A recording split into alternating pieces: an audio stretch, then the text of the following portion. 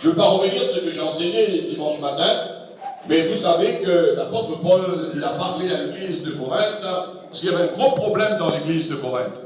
Il y a certains qui étaient pour Paul et d'autres pour Apollos. Paul dit on ne doit pas être d'une partie droite ou d'une partie gauche, mais celui qui fait croître, c'est Dieu. Et ce que Paul voulait nous faire comprendre, ce qu'il a voulu faire comprendre du moins à l'église de Corinthe, nous sommes ouvriers avec Dieu. Nous sommes collaborateurs avec Dieu. Nous sommes des partenaires avec Dieu. C'est-à-dire, nous ne devions pas faire les choses. Vous savez, Dieu n'a pas besoin, parce que parfois on dit, Seigneur, est-ce que tu veux un coup de main? Non, Dieu n'a pas besoin de coup de main, frères et sœurs. Dieu a besoin que nous puissions nous mettre à sa disposition et pour faire sa volonté.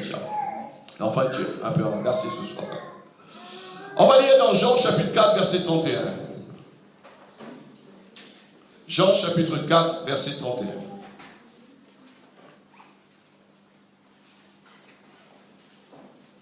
Et s'il y a des personnes, bien sûr, qui ont besoin de la prière après l'enseignement, n'hésitez pas, je reste à votre disposition et je veux prier pour vous après l'enseignement dans le nom de Jésus.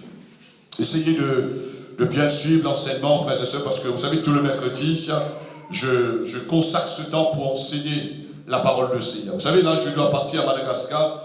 Je ne vais pas faire l'ordination sans l'enseignement. Je vais enseigner qu'est-ce que ça signifie un diacre, qu'est-ce que ça signifie un évangéliste, qu'est-ce que l'évangéliste doit faire, parce qu'on ne doit pas être des gens qui font les choses comme cela dans l'ignorance. La Bible dit que manque de connaissance n'est pas bon pour personne. Jean chapitre 4, verset 31, et nous faisons la lecture. Pendant ce temps, les disciples le pressaient, c'est-à-dire ils pressaient Jésus de manger, disant, Rabbi, maître, mange. Mais Jésus leur dit, j'ai à manger une nourriture que vous ne connaissez pas. Les disciples se disaient donc les uns aux autres, quelqu'un lui aurait-il apporté à manger? Jésus leur dit, ma nourriture est de faire la volonté de celui qui m'a envoyé et d'accomplir son œuvre, c'est-à-dire son travail. Ne dites-vous pas qu'il y a encore 4 mois jusqu'à la moisson? Voici, je vous le dis, levez les yeux et regardez les champs qui déjà blanchissent pour la moisson. Et on peut dire que l'île de la Réunion est déjà blanchie, frères et sœurs, c'est-à-dire ce pays est déjà cuit. Mais Dieu est patient. Celui qui moissonne reçoit un salaire et amasse des fruits pour la vie éternelle, afin que celui qui sème et celui qui moissonne se réjouissent ensemble. Car en ceci, ce qu'on dit est vrai. Autre est celui qui sème et autre celui qui moissonne. Je vous ai envoyé car moissonner ce que vous n'avez pas travaillé. D'autres ont travaillé et vous êtes entrés dans le travail. Amen. Quelle parole que le Seigneur a laissée pour ses disciples. Vous savez, les disciples étaient tellement inquiets de ce que Jésus, il bougeait de lieu en lieu. Jésus partait de village en village, de maison en maison. Jésus entrait même dans la maison de cette femme samaritaine. Jésus n'a pas eu le temps même de manger. Et les disciples étaient inquiets. Vous savez, frères et sœurs, Dieu ne veut pas que nous le servons avec un esprit de pitié. Nous servons Jésus qui ne fait pas pitié, frères et sœurs. Et les disciples, ils avaient un sentiment comme si Jésus, il n'a pas mangé pendant toute la journée, peut-être 2 jours, 3 jours. Mais il dit, le Seigneur, est-ce qu'il va tenir debout? Est-ce que le Seigneur, il pourra faire sa mission? Il n'a rien pris, il n'a rien mangé. Alors les disciples, ils s'inquiétaient plus pour le Seigneur. Aujourd'hui, j'ai remarqué que les chrétiens s'inquiètent plus pour Dieu. Ils s'inquiètent pour Dieu. Non. Dieu, il est Dieu, frères et sœurs.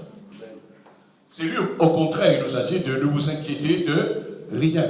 Mais Faites connaître vos besoins à Dieu par des prières, des supplications, bien sûr, en tout temps. Alors Jésus réplique ses disciples, il reprend ses disciples, il leur dit que tu n'as rien mangé.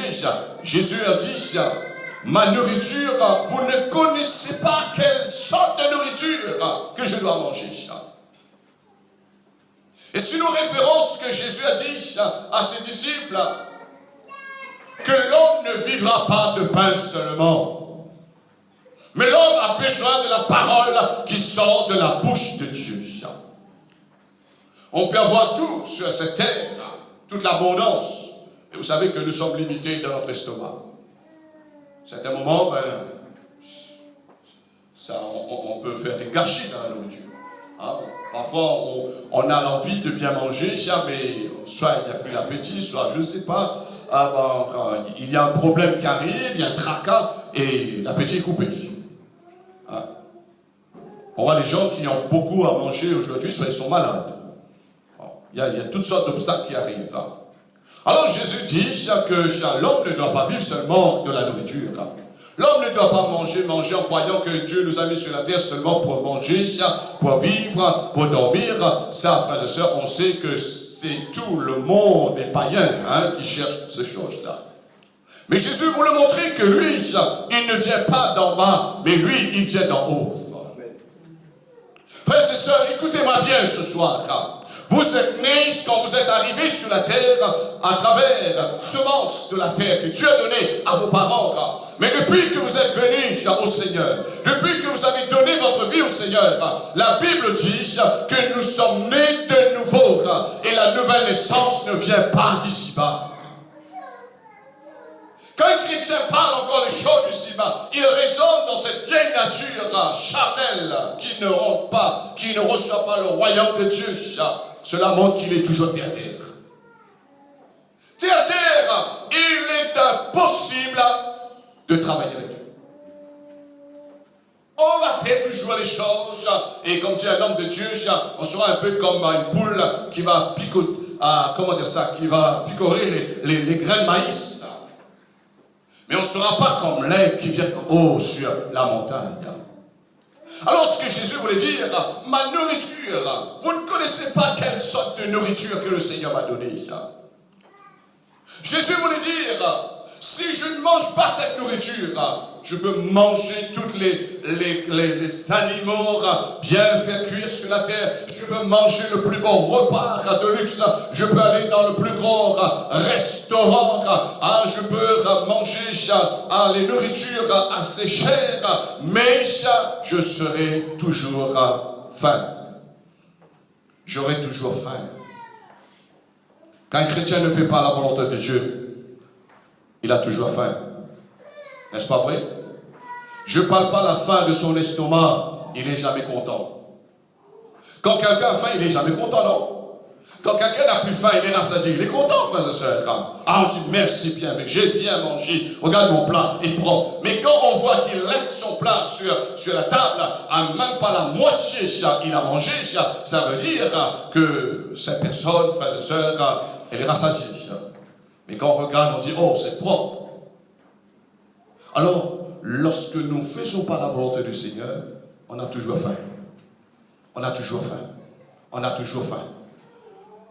C'est-à-dire, on sent que le contentement n'est pas là. Si on pose aujourd'hui les chrétiens des questions, est-ce que tu es toujours content? Ils vont vous dire, pour casser la honte, je suis content. Mais au fond d'eux-mêmes, ils ne sont pas contents. Quelqu'un est content lorsque il a mangé cette nourriture que Jésus veut nous parler ce soir et il a quelque part fait la volonté de Dieu. Quand on ne fait pas la volonté de Dieu, on n'est pas rassasié. Quelqu'un qui dort très bien, je parle pour les chrétiens, c'est quelqu'un qui fait la volonté de Dieu.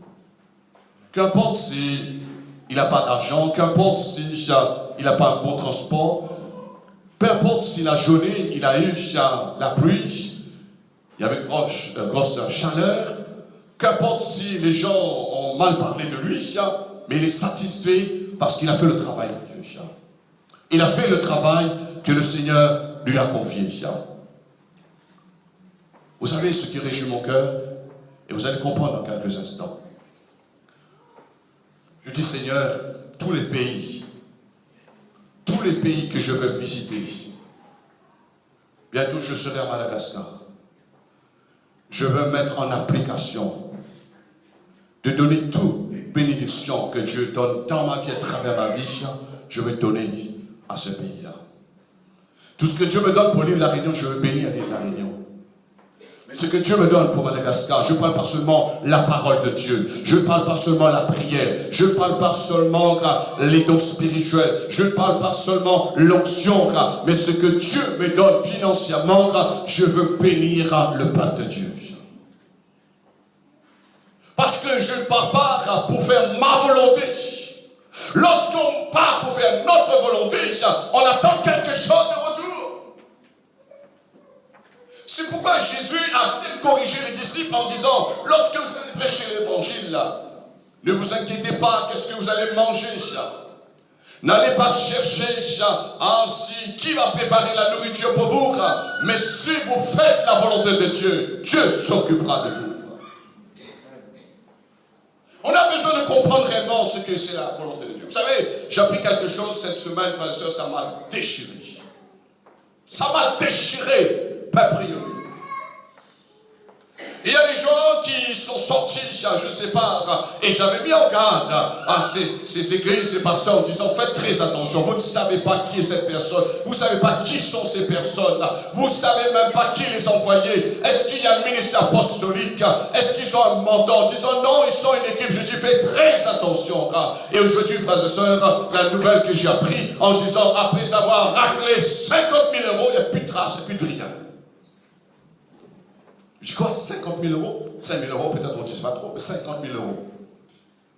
Puis il n'y a plus rien de téléphone, il n'y a plus de signe de vie, il n'y a plus d'adresse, et le pasteur aujourd'hui, il est ennuyé. C'est triste, non? C'est la volonté de Dieu, ça? Dis-moi, quand on ne fait pas la volonté de Dieu, comme dit quelqu'un, on est rincé. On est rincé. Je suis là pour vous dire, frères et sœurs, ce que Jésus nous a laissé comme parole. Bénissez, et ce que je vais vous emmener ce soir, comprendre, travailler avec Dieu. C'est pas seulement de dire, bon, j'apporte la bonne nouvelle, je prie pour toi, je suis là pour te conseiller. Non, on est là pour comprendre, est-ce que c'est dans la volonté de Dieu, je dois faire telle chose, parce que vous allez avoir les conséquences après quoi. Vous allez dire, je suis déçu dans la vie chrétienne. Mais n'allez pas dire, Dieu, ah Seigneur, si je savais, Dieu, si c'est comme ça, je suis maintenant découragé. Ah, si c'est comme ça maintenant, je n'ai plus ma confiance dans l'homme. Mais Dieu n'a jamais dit de placer sa confiance dans l'homme. Jamais. Et Jésus dit, ma nourriture, c'est de faire la volonté de celui qui m'a envoyé. Qui a envoyé Jésus? Peuple de Dieu, qui a envoyé Jésus? Qui a envoyé Jésus? Qui a envoyé Jésus, Comment, mon frère? Son papa, là-haut dans le ciel, lui a envoyé, frères et sœurs. Quand vous faites quelque chose pour le royaume de Dieu, rassurez-vous, c'est votre papa dans le ciel qui vous a envoyé. Il y a des conséquences. C'est pas Jésus avait un chef religieux à cette époque qu'il a envoyé. Jésus dit que moi, je ne viens pas, je ne parle pas de mon propre chef. Il y a un chef qui m'a dit de dire ça, de faire cela. Non, je suis là pour parler de celui qui m'a envoyé. Celui qui m'écoute, il écoute le Père. Celui qui m'accepte, il accepte le Père. Celui qui m'a vu, il a vu le Père. Parce que je suis sorti du Père.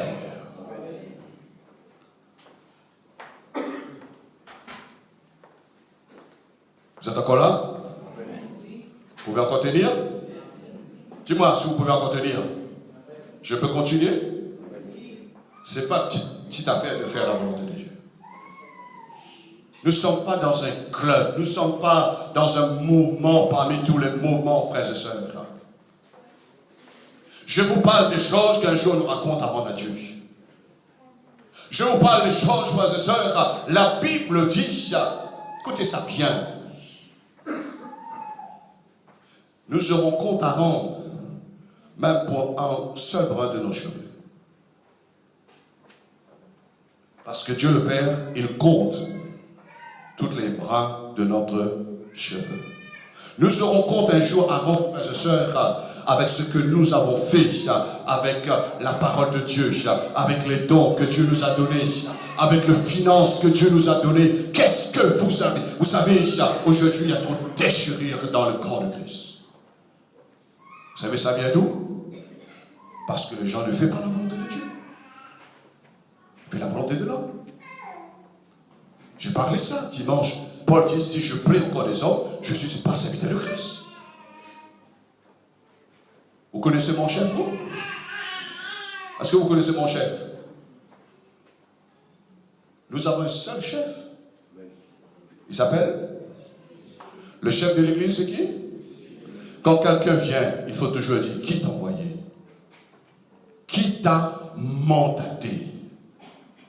Et un homme de Dieu un jour dit, il y a beaucoup de gens qui sont venus dans l'œuvre du Seigneur, c'est-à-dire quand je parle dans l'œuvre, ce n'est pas seulement pour prêcher, mais pour faire un travail dans le royaume de Dieu, en disant, est-ce que tu as reçu une convocation d'en haut? Ou bien tu as eu ça réflexion dans la tête? Ou bien tu as calculé ton plan, tu as réfléchi, je fais ça, je fais ça, je fais ça, je fais comme cela? Non. On doit être rassuré que c'est Dieu qui nous envoie. Si moi aujourd'hui Dieu me dit, et vous allez comprendre, de partir à Madagascar, je dis Seigneur, non, je vais envoyer un autre frère. Mais Dieu dit non, je ne vais pas envoyer, je ne vais pas dire un autre frère, je dis toi-même. Et aujourd'hui, frères et sœurs, j'ai remarqué qu'il y a des gens qui disent, ah, vous faites au ganou. Ah, vous faites. Non. Le Seigneur va te demander compte un jour, parce qu'il t'a dit toi de le faire. Pas toi de dire maintenant, mon frère, allez faire ça à ma place. Allons faire la volonté de Dieu et accomplir son œuvre, son travail. Cela doit être notre nourriture. On doit être nourri de faire la volonté de Dieu. Quand quelqu'un est nourri en faisant la volonté de Dieu, il est bien nourri, il est bien portant. Je parle, il est bien portant spirituel. Comme dit Paul, il sert le Seigneur avec un visage découvert. Il n'a pas de visage, il n'a pas de langage. Il n'y a pas de message. Il n'y a pas de parole. Il y a une seule parole qui vient de la parole de Dieu. Ça, c'est quand on fait la volonté de Dieu et quand on entre dans l'œuvre du Seigneur, cela devient notre nourriture. Or, ce qui est important, ce ne sont pas nos dons, frères et sœurs. Ce qui est important, ce qui compte le plus pour Dieu, ce n'est pas nos dons. Parfois, on dit, oh, moi j'ai des dons, ben, ça compte pour Dieu. Non. La Bible dit, après avoir fait toutes ces choses, on reste des serviteurs inutiles. Ce qui est plus important, ce qui est important, ce n'est pas le don et ni ce que nous faisons. Vous croyez ce que je fais là, je prêche l'évangile, ça est plus important pour Dieu? Dis-moi. Hein? Peu n'importe qui peut être prédicateur, peut prêcher, frères et sœurs. N'importe qui peut préparer un message, il peut calculer, voilà, moi je vais faire ça, je vais faire ça, je vais faire ça. Il est un prédicateur. Mais est-ce que c'est Dieu qui l'a envoyé? Est-ce que Dieu lui a fait don? Est-ce qu'il est vraiment un ministre de l'évangile? Est-ce qu'il est un apôtre? Est-ce qu'il est un prophète? Est-ce qu'il est un évangéliste? Est-ce qu'il est un pasteur? Qui est cet homme? Qui est cette dame? C'est pas ce que nous faisons qui compte pour Dieu. Sinon, on peut se cacher derrière un très beau message. Moi, je vis cela pendant des décennies dans le ministère. Il y a des gens qui se cachent derrière. Et après, lorsqu'ils voient la surprise, oh là là là là, là on entend toutes sortes. Mais il faut. Bon, bref, allez, fermons. Alors, pour dire, mais ce que Dieu met en nous, c'est là qui est très important, frères et sœurs. Parfois, Dieu ne met pas un message pour prêcher, pour enseigner. Dieu ne met pas un appel pour que nous puissions aller dans un autre pays ou dans une autre ville pour faire ceci ou cela. Mais Dieu nous dit tout simplement, je mets sur ton cœur pour faire ma volonté. Tu dois aider quelqu'un qui est dans le besoin. Il ne pourra pas te rendre retour. Tu dois partir voir quelqu'un qui est dans les larmes, dans les pleurs, pour consoler cette personne.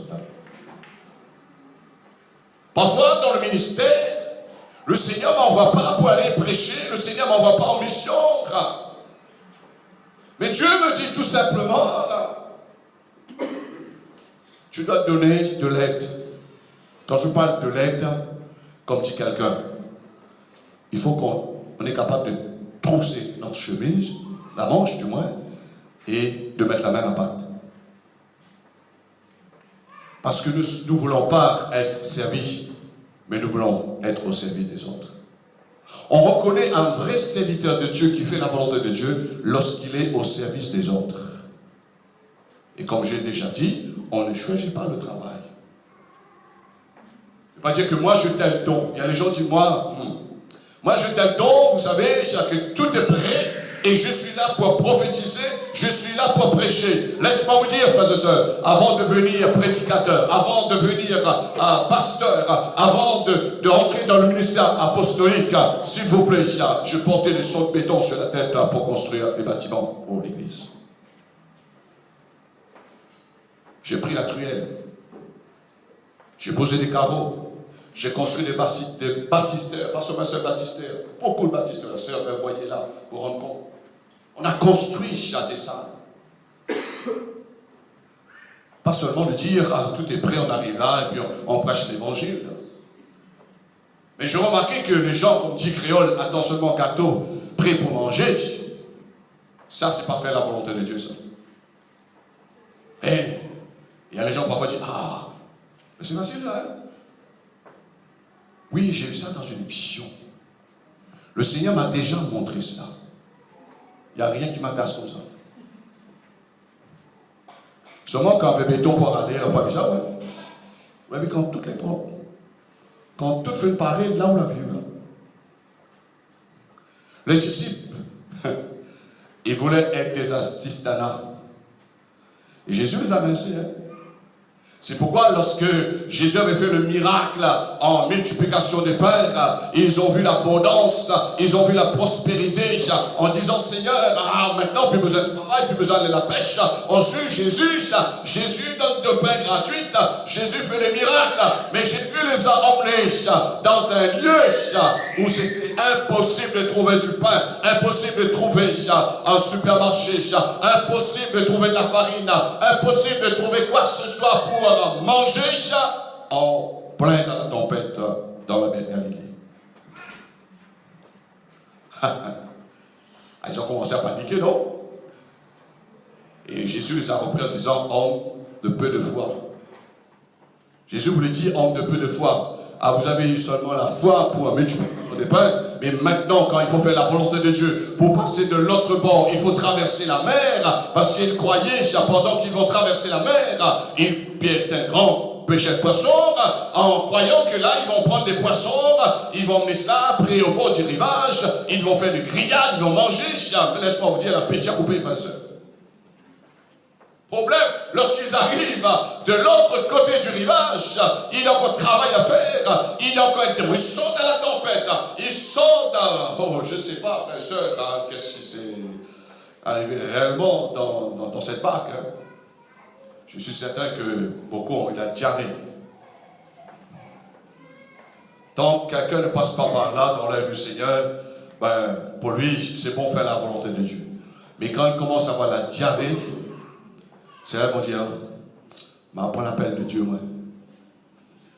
Quand tout va bien, c'est bon. Mais quand ils arrivent au bord du rivage, la petite coupée, et le travail n'est pas terminé. Qu'est-ce qui s'est passé? Il y a un Garadénien qui sort dans le cimetière. Il y a une légion de démons à chasser. Il sort dans un problème, il rentre dans un autre problème. Vous êtes là? La volonté de Dieu, c'est pas un petit quelque chose. La nourriture que le Seigneur nous demande, Jésus a dit, lorsqu'il dit à ses disciples, est-ce que vous pouvez boire de cette coupe que je me prends? C'est possible, on pourra le prendre. Mais à une condition que nous travaillons avec Dieu. De nos jours, les chrétiens parlent beaucoup. Trop même. mais ne font pas ce que Dieu leur demande. Trop. Il y a un homme de Dieu qui a dit, frères, sœurs, cessons de parler, agissons. Agissons. Quand j'entends, parfois, il y a des gens qui disent, bon voilà, bon le Seigneur, tout le temps le Seigneur le monde, le Seigneur le monde, le Seigneur le monde, et jamais il fait. Et ça, c'est un problème, il faut corriger rapidement. Nous, les chrétiens, maintenant, nous ne sommes pas là, frères et sœurs, pour nous occuper de nos propres affaires. Jésus dit, je suis là pour occuper les affaires de mon Père. Est-ce que c'est vrai dans toutes les églises aujourd'hui? Dis-moi honnêtement, frères et sœurs, est-ce que c'est vrai dans toutes les églises? Non. Non. Je suis bien placé pour vous dire. Est-ce que Jésus était occupé avec ses propres affaires? Le temps pour manger, il y avait le repas, il y avait une nourriture. Jésus n'avait même pas le temps parce que il était préoccupé avec les affaires de son Père. Le royaume de Dieu, ce n'est pas le manger, le boire. Ça ne veut pas dire qu'il ne faut plus manger, qu'il faut... Non, frères et sœurs. Mais il y a des moments, le Seigneur nous dit, ah ben tu dois jeûner, hein. Tu dois jeûner. Et quand je dis qu'on doit jeûner, il y a des circonstances, le jeûne succède par-dessus le jeûne. Bien sûr, vous aurez des très bonnes économies. Moi, ça me permet d'avoir de très bonnes économies quand je succède le jeûne par-dessus le jeûne. Ça permet à la nourriture de rester là. C'est une bénédiction, non? N'est-ce pas vrai? C'est une bénédiction. C'est ce qu'on gagne. Le Seigneur nous bénit d'une manière ou d'une autre, frères et sœurs. Et ça nous permet, bien sûr, d'avancer dans le spirituel et aussi dans les choses naturelles là. Alors, nous ne sommes pas là pour occuper de nos propres affaires, mais celles de notre Père, frères et sœurs. Vous n'êtes pas là, écoutez-moi bien. Soyez clairs. Jésus n'a pas dit à ses disciples, vous les disciples, vous êtes là pour occuper de mes affaires.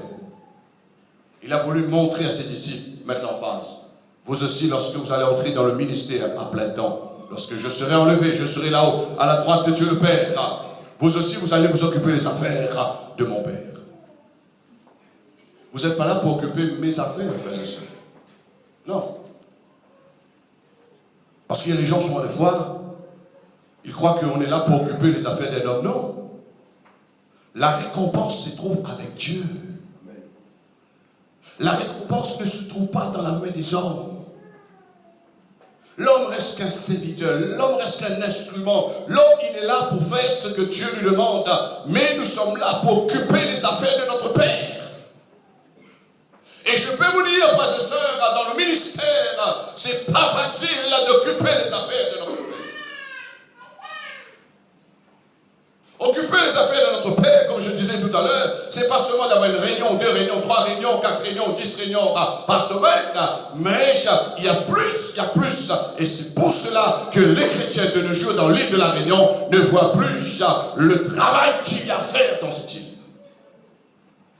Ils ne voient pas. Il y a les gens qui attendent sur leur lit de souffrance. Il y a les gens qui attendent une parole d'encouragement. Il y a les gens qui attendent une prière. Il y a les gens qui attendent qu'on puisse les tendre la main, de les emmener dans la présence de Dieu, d'entendre l'évangile, de les emmener dans la présence du Seigneur, pour chanter les louanges du Seigneur, pour trouver leur guérison, pour trouver leur miracle. Mais le chrétien pense quand même. Je vais vous dire, frères et sœurs, aujourd'hui, cela m'est arrivé à un certain moment de dire, à un certain moment, il faut que je dise là, ne croyez pas que je n'ai jamais dit, maintenant il faut que j'occupe un peu de moi aussi. Vous êtes là? Ah oui?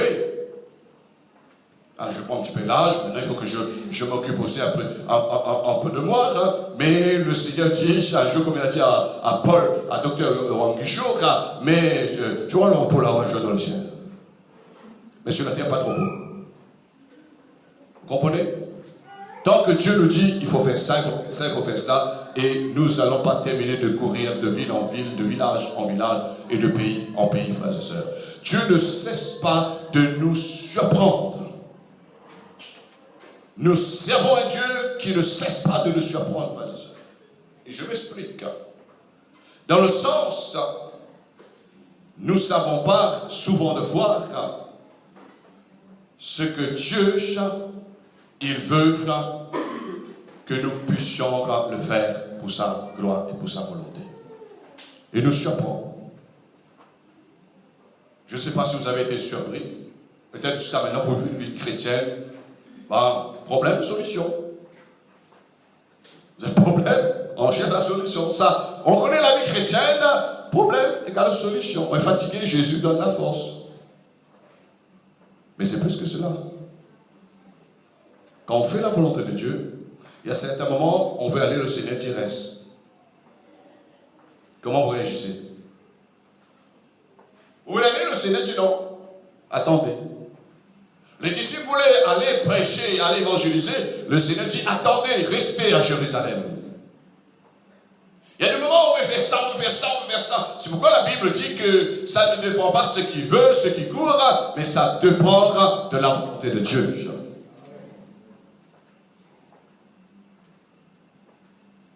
On veut aller, le Seigneur dit rester. Parfois, Dieu nous surprend. On veut rester, Dieu nous dit allez. Vous avez passé par là, vous? Non. Un jour, il y a quelques années de cela, et je le comprends aujourd'hui, l'apôtre Anil venait entrer à l'île de la Réunion, et ça faisait peut-être 2 jours, 3 jours, il venait de l'Inde. Il a fait seulement peut-être 3 jours à Maurice, dans son église avec sa famille, après quoi il est venu à l'île de la Réunion. Je suis parti pour les rejoindre. À cette époque, il n'y avait pas encore l'aéroport bien fond. Et en traversant, quittant l'aéroport à Roland-Garros, Pasteur Anil commence à pleurer.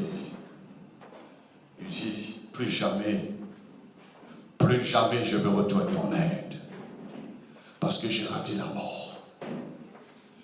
J'ai raté l'avion. Quand j'arrive à l'aéroport, il était gravement malade avec sa femme. Et sa femme a dit, Anil, tu as pu partir en Inde. Parce qu'elle était ensemble, elle a vu son mari, il a attrapé une infection et ça coulait dans ses oreilles, ça coulait dans le nez, il avait la fièvre.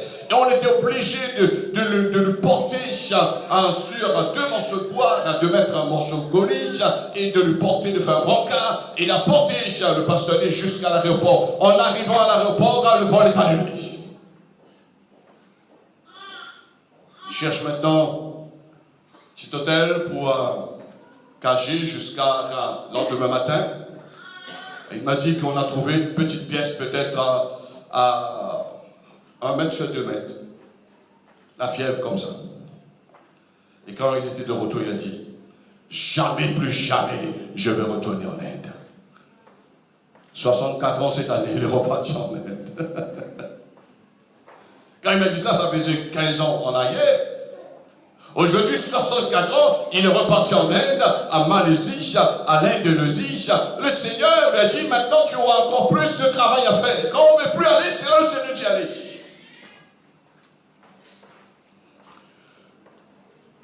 Le Seigneur vous aime.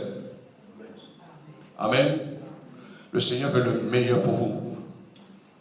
Mais ne décevez pas le Seigneur. Un homme, pas grave. Mais si vous allez décevoir le Seigneur un jour, si vous allez dire Seigneur, ça me fait rappeler souvent de fois quand Dieu appelle quelqu'un, il y a des serviteurs, le Seigneur attend en disant, voici mon fils, je te dis ça, tu dois faire. Et lorsque c'est le moment disant, Seigneur, je ne peux pas aller. C'est pourquoi Jésus a dit, celui qui aime son père, sa mère, qui aime sa femme, qui aime ses enfants plus que moi, il n'est pas digne de mon royaume. C'est ce que Jésus voulait dire. Ma nourriture, c'est de faire la volonté de celui qui m'a envoyé. Vous croyez que Joseph, Marie, leurs parents de Dieu, frères et sœurs, n'étaient pas inquiets lorsque Jésus, déjà là de 12 ans, ils étaient inquiets. Ils cherchaient le Seigneur. Vous croyez, quand ils voyaient Jésus partir, se poser partout, les gens voulaient le tuer. Ils avaient quand même un cœur. Ils avaient un cœur de dire que nous avons fait grandir cet enfant. Nous avons pris soin de cet enfant. Aujourd'hui, cet enfant est maltraité. Cet enfant est mal vu. Et pourtant, il est là pour faire le bien. Mais Jésus a pu le faire comprendre. Je suis là pour faire la volonté de celui qui m'a envoyé.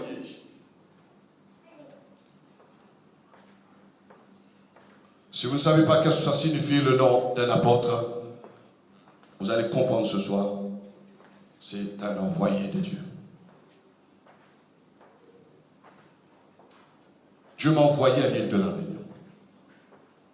Vous savez où je sors? Qui connaît où je sors? Où? Non. Où je sors? Mon fils ne sait même pas où je sors. Il croit que je sors en Inde. Non. Mes grands-parents sont en Inde, pas moi. Moi, je suis né à l'île de la Réunion. Où je sors, moi? Vous savez pas? Vous êtes là? Est-ce que vous êtes encore là? Nous tous, on existait avant la fondation. Répétez après moi.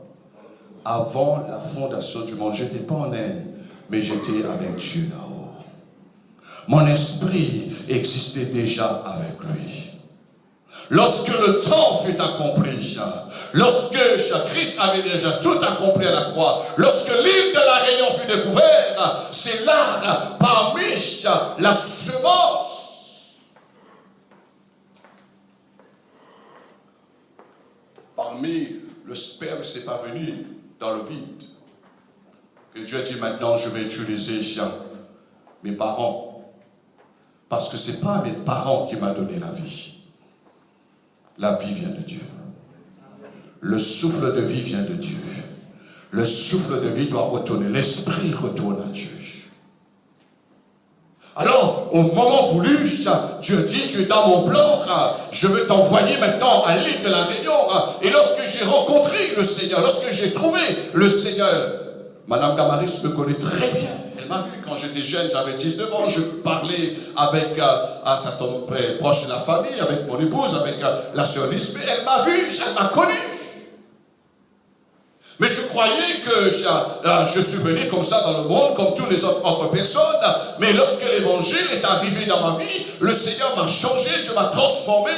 Dieu a fait de moi un ministre de l'évangile. Je croyais que j'étais seulement un prédicateur parmi les autres prédicateurs. Et maintenant, voici, le Seigneur dit, je t'envoie non seulement dans l'île de la Réunion, mais je t'envoie dans tout le monde. C'est pas mon papa terrestre qui m'envoie. Au contraire, il m'a défendu. Ce n'est pas ma maman Thérèse qui m'a envoyé, mais c'est mon papa dans le ciel. Vous êtes là? Pour toi, mon frère, ma soeur, depuis que tu as rencontré le Seigneur, c'est la même chose. C'est Dieu qui t'a choisi avant la fondation du monde, il t'a élu. C'est Dieu qui t'a placé dans l'église, dans l'œuvre de la voie du salut, afin que tu puisses annoncer le salut à ta famille, à ta nation, et partout là où Dieu va t'envoyer, parce que tu es conscient maintenant, tu es un enfant de Dieu. Si nous gardons encore notre propre identité, je disais tout à l'heure, on va rester terre à terre. Si Jésus regardait son identité en disant, et les gens ont dit, ah ben il a grandi à Nazareth, ah c'était le fils d'un charpentier, mais vous croyez que tous les gens croyaient cela, que Jésus, il est le fils d'un charpentier, il a grandi à Nazareth, mais Jésus après il a un langage, il ne parle pas le langage de Nazareth, mais il parle le langage du ciel. L'Église a besoin de parler en langage du ciel. Amen. Langage du ciel, c'est-à-dire, je suis là pour faire la volonté de Dieu. Je suis là pour obéir à Dieu. Je suis là, c'est pourquoi les apôtres ont dit, si nous obéissons à l'homme, nous ne faisons pas la volonté de Dieu, mais nous sommes là pour obéir à la volonté de Dieu. Alléluia. Alors tantôt Dieu nous dit, restez, et tantôt le Seigneur nous dit, allez. Tantôt le Seigneur nous dit, allez, et tantôt le Seigneur nous dit, rester. Il nous surprend toujours quelque part. Alors l'essentiel dans notre vie, c'est-à-dire dans la vie chrétienne, ce n'est pas le travail que nous faisons. Détrompez-vous. Va dire, oh, je fais ça, je fais ça. Non, non, non, non, non. L'essentiel, est-ce que tu as fait la volonté de Dieu dans tout ça?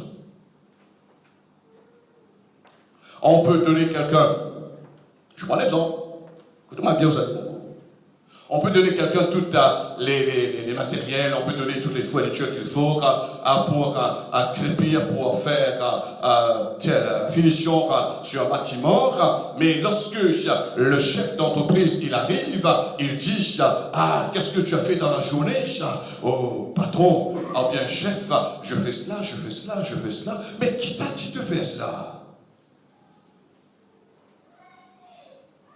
Qu'est-ce que je t'ai dit ce matin qu'il fallait faire? Seulement ce mieux-là. Mais pourquoi tu fais tout là-bas? Parce que là-bas, ce n'était pas la peine, il y avait du carreau.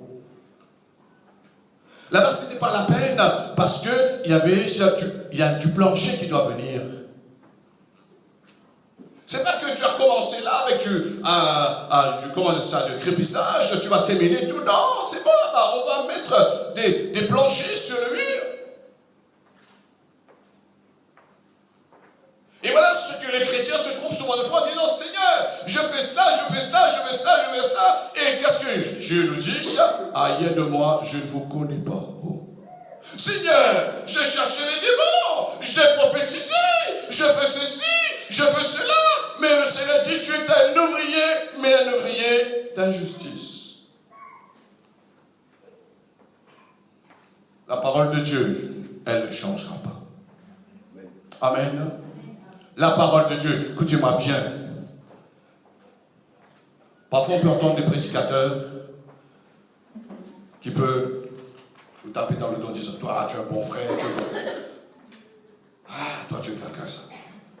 Ou bien ils vont te donner une grande médaille dans le cou en disant, toi tu seras décoré. Frères et sœurs, regardez si dans votre cœur vous faites ce que Dieu vous a dit de faire. Jésus a dit, ma volonté, c'est-à-dire ma nourriture, est de faire la volonté de celui qui m'a envoyé. L'essentiel de notre vie chrétienne, ce n'est pas le travail que nous faisons. Mais quel est le capital, la clé, ce qui est l'essentiel? Est-ce que quelqu'un a une idée? Est-ce que quelqu'un a une pensée? C'est pas ce que nous faisons. Personne? Comment? Personne? L'essentiel, c'est d'être en bonne relation avec Dieu. Ça ne sert à rien si quelqu'un travaille pour un patron et puis il n'est pas bien avec le patron. Il va faire descendre l'entreprise son patron. Hein. Vous savez, l'entreprise que nous sommes dedans, c'est l'entreprise de Dieu, frères et sœurs. Ce n'est pas l'entreprise pasteur Julien. Hein. Non.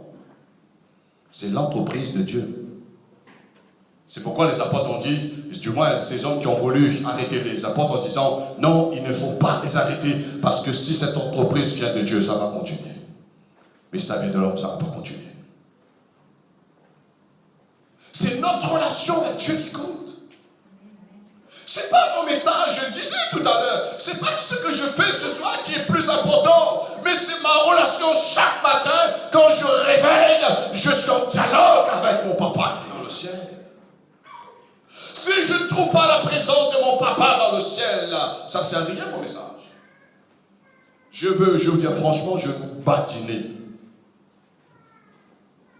Je veux passer la peinture sur vous. Mais c'est ma relation personnelle avec Dieu. Jésus, sa nourriture, c'était déjà sa relation avec Dieu. Et c'est pourquoi, avant de prendre une nouvelle décision, nous voyons que Jésus est monté sur la montagne avant de nommer ses 12 apôtres. Jésus montait sur la montagne, il priait le Père toute la nuit. Sinon, pour lui, c'était facile en disant, allez, venez, allez, allez Pierre, tu apportes l'autre, allez Pierre, Jean apporte, allez Jacques apporte, Judas apporte. Non, Jésus partait là-haut. Et je suis certain, lorsque Jésus était dans la prière, pendant la nuit, avec son papa, certains moments, Dieu le Père a dit, Jésus, attends-toi mon fils, tu auras beaucoup de problèmes avec ses apôtres, mais fais ma volonté. Tu auras un problème avec Judas, tu as un problème avec Pierre, tu as un problème avec ceci, avec cela, parmi les disciples, mais fais ma volonté. Allez-y, sois obéissant jusqu'à la mort de ta croix. Amen. Sois obéissant. Jésus a eu beaucoup de problèmes. Et c'est pourquoi il était très sérieux dans le ministère. Et je vais terminer, frères et sœurs, pour vous dire tout simplement que quand nous avons la relation avec Dieu, c'est là que nous sommes obéissants. Mais quand nous faisons le travail sans être en relation avec Dieu, c'est une désobéissance. Quelqu'un dit que nous pouvons prêcher et pécher. Mais quand nous avons une bonne relation avec Dieu, c'est Dieu qui nous montre ce qu'il faut faire. Et il y a la récompense lorsque nous travaillons avec lui. Au verset 28, il nous est dit, ah, ça c'est extraordinaire ce verset. Jésus dit au verset 28, Jean chapitre 4, je vous ai envoyé moissonner ce que vous n'avez pas. Hein? Ce que vous n'avez pas travaillé. Ce que vous n'avez pas travaillé, je vous envoie moissonner. Moi, je n'ai pas travaillé à Madagascar, frères et sœurs, là où le pasteur Médard, il est responsable de plusieurs églises. Mais Dieu, aujourd'hui, il m'envoie pour cette moisson. Et cette moisson n'est pas pour moi, mais pour le papa, notre papa qui est dans le ciel. Je vous ai envoyé moissonner ce que vous n'avez pas travaillé. D'autres ont travaillé, et vous êtes entrés dans leur travail. Et ce travail-là, frères et sœurs, qu'est-ce que Jésus dit avant au verset 36? Celui qui moissonne reçoit un salaire et amasse des fruits pour la vie éternelle, afin que celui qui sème et celui qui moissonne se réjouissent ensemble. Amen. Ce que Paul voulait dire à l'église Corinthe que nous avons vu dimanche matin, Paul dit, qui est donc moi, qui est donc Apollos? Nous sommes des serviteurs de Dieu. Moi j'ai planté, Apollos il a arrosé. Oh, celui qui fait croître, c'est Dieu. C'est Dieu. Qui guérit? Qui ça guérit? Dis-moi. L'homme? Non, l'homme ne guérit pas. Parce que si l'homme lui-même guérit, là, tombe plus malade, lui. Son famille tombe plus malade, lui. Mais la Bible dit, c'est l'Éternel Dieu qui nous guérit de toutes nos maladies. L'homme est là pour prier, l'homme est là pour exercer la foi, l'homme est là pour aider, mais l'homme ne guérit pas, frères et sœurs. La guérison n'est pas dans le pouvoir de l'homme, mais la guérison se trouve dans les meurtrissures de Jésus à la croix du calvaire. Ça, c'est vraie guérison. C'est pas guérison masquée. Parce qu'il y a parfois des gens qui font croire des guérisons qui sont masquées. Pourquoi je demande, est-ce que tu guéris réellement ou bien fais pas semblant quand je te demande? Parce que c'est Dieu qui te guérit, c'est pas moi. C'est pas quelque chose d'émotionnel, ça. Maintenant, comme tu es aveugle, tu es guéri, tu étais aveugle, maintenant tu vois. Amen. Tu étais aveugle, maintenant tu vois. Mais tu ne peux pas essayer de patiner, de masquer quoi que ce soit, mais on doit dire la vérité. Et je conclus, Jésus dit ce qu'il veut nous faire comprendre, que nous travaillons là où nous n'avons pas travaillé pour nous-mêmes, mais nous travaillons pour Dieu, pour son royaume, mais nous moissonnons, nous recevrons un salaire de la part du Seigneur. Amen. Nous recevons un salaire. La récompense est avec Dieu. Je termine, et j'aime bien ce que David a dit, ça fait des années. Le travail, c'est pour qui? Hein? Le travail, c'est pour Dieu. Le repos, pour qui? Le repos pour l'homme. Combien de jours Dieu a créé le monde, frères et sœurs? Hein? Allez, retournez à la Genèse. Hein? Dieu a pris 6 jours, 6e jour, il a créé l'homme. Et qu'est-ce que Dieu a fait le 7e jour? Il se reposa de ses œuvres. Dieu n'a pas dit maintenant, ah non, j'ai fait ceci, je fais cela, allez-y maintenant, travaillez, transpirez. Non, Dieu dit, repos. Vous savez, lorsque nous servons Dieu, nous faisons la volonté du Seigneur, nous servons le Seigneur dans le repos. Amen. Nous ne servons pas Dieu dans l'agitation. Nous ne servons pas Dieu parce qu'on s'inquiète. Est-ce que ça va marcher? Est-ce que je serai béni? Est-ce que je serai récompensé? Mais si nous faisons la volonté du Seigneur, Dieu nous récompense. Quelqu'un dit avant moi, si on a l'approbation de Dieu, Dieu nous donne la provision. Mais si on n'a pas l'approbation, Dieu ne donne pas la provision. Alors ce soir, travaillons avec Dieu. Cherchons la nourriture de faire la volonté de Dieu, de faire son œuvre. Ne pas dire demain, je fais ceci, après quoi je fais cela. Vous allez être fatigué, mais faites le peu que le Seigneur vous demande et le Seigneur va multiplier au-delà. Amen. Le Seigneur va faire multiplier au-delà. Ça va porter, ça va multiplier par 30, ça va multiplier par 60 et ça va multiplier par 60 si nous faisons la volonté du Seigneur. Allons nous mettre debout et nous allons prier le Seigneur quelques instants. Alléluia. Mettons-nous debout quelques instants. Alléluia. Répondons à l'appel de Dieu ce soir, mon frère, ma soeur. Peut-être jusqu'à ce jour, en cette soirée, tu n'avais pas compris quelle est la notion de l'appel de Dieu. Peut-être toi-même tu ne sais pas, tu dis qu'est-ce que je dois faire, qu'est-ce que le Seigneur me demande. Mais ce soir Dieu, il te dit tout simplement, la clé est là, sans relation avec lui. Un jour, vous connaissez bien cette histoire, que Jésus, lorsqu'il était invité dans cette noce à Cana en Galilée, sa mère, Marie, elle est venue en disant, Seigneur, il n'y a plus de vin. Et sa mère est partie, a parlé avec les serviteurs, ceux qui servaient dans ce mariage. Ils ont dit à ses serviteurs, faites tout ce qu'il vous dira. Ils ont payé. Et l'eau fut changée en vin. Frères et sœurs, lorsque nous obéissons le Seigneur, le miracle est là. La vraie foi, c'est l'obéissance dans la parole de Dieu. La foi, ce n'est pas émotionnel, frères et sœurs. La foi, ce n'est pas une répétition que je crois, ou je veux croire, je vais croire. Non, c'est obéir à la parole de Dieu, de faire ce que Dieu te dit. Et tu pries ce soir. Réponds à l'appel de Dieu. Et le Seigneur va te montrer, va te parler. Et tu verras la main du Seigneur qui va bouger d'une manière extraordinaire dans ta vie. Pendant que nous sommes dans l'adoration, nous sommes dans la prière, je demande à la chorale de venir chanter un chant et je veux prier pour les personnes qui sont venues particulièrement pour leurs besoins, pour une guérison. Je sais qu'il y a des gens qui sont venus, j'ai enseigné, mais il y a des gens qui sont venus spécialement pour un besoin de leur corps. Et nous allons chanter, il est celui qui nous guérit ce soir. Il a porté nos maladies. Et pendant ce temps, nous prions le Seigneur. Nous remercions le Seigneur quelques instants pendant que la chorale se met en place. Alléluia. Dieu, notre Père, nous te remercions dans le nom de Jésus-Christ. Nous voulons te dire merci Seigneur pour ta bonne parole ce soir.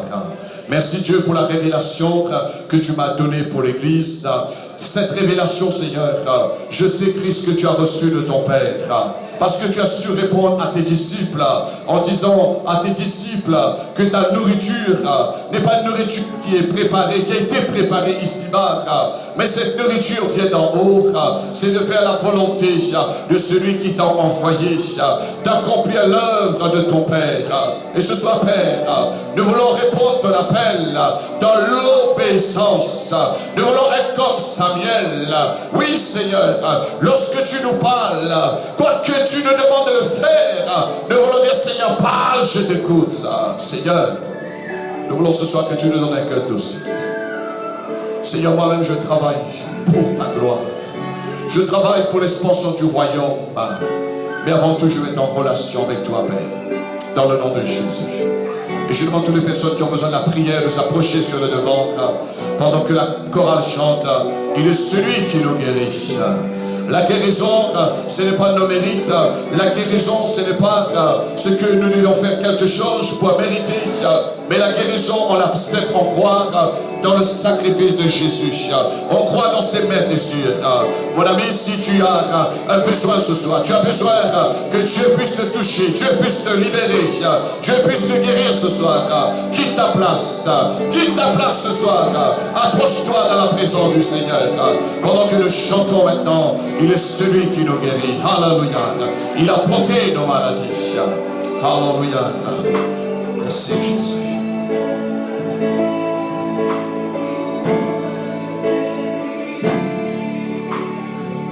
Alléluia. Y a-t-il encore une autre personne qui a besoin de la guérison ce soir? N'ayez pas honte, n'ayez pas peur. Dieu vous aime. Dieu vous aime. Quand de son amour, il veut te guérir ce soir. Il veut te libérer ce soir dans le nom de Jésus.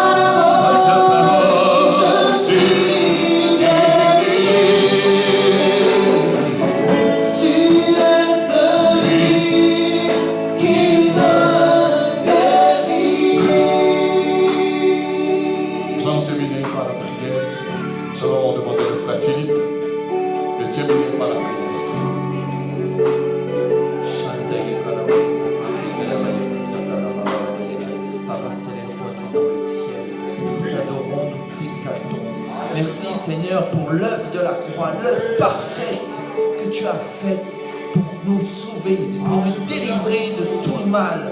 Et nous savons Seigneur que c'est toi qui agis en nous par ton Esprit Saint, ton Esprit merveilleux. Oh merci parce que le nom de Jésus est au-dessus de tout nom. Le nom qui sauve, le nom qui délivre, le nom qui restaure. Alléluia, gloire à Dieu. Merci Papa parce que tu es grand, tu es merveilleux Seigneur. Le nom de Jésus qui est du miel à mon palais. Le nom de Jésus qui est du miel à mon palais. Alléluia. L'Esprit Saint qui restaure mon âme. Et ta parole qui éclaire mon sentier. Je te loue et je te bénis. Merci pour ton nom. Sois glorifié.